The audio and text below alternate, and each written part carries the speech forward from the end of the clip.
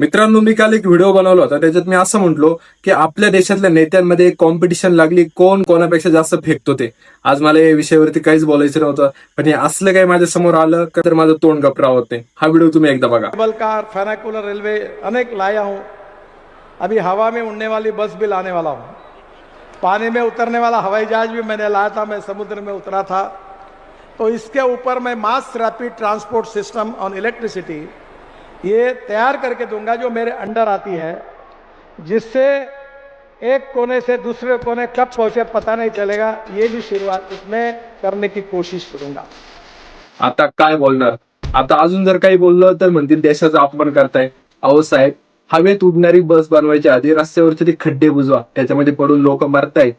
ते खराब झालेले रस्ते दुरुस्त करा, त्याच्यामुळे ट्रॅफिक जाम होते, लोकांना त्रास होतोय. ते दिलं सोडून तुम्हाला हवेत उडणारी बस बनवायची. आणि याच्या मागे साहेबांचं काहीतरी लॉजिक असू शकतं. ते लॉजिक असं, हवेत उडणारी बस बनवली तर तिथे एक टोल नाका टाकायचा.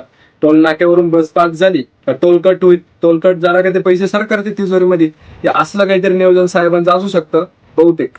त्याच्या पुढे मला काहीच बोलायचं नाही.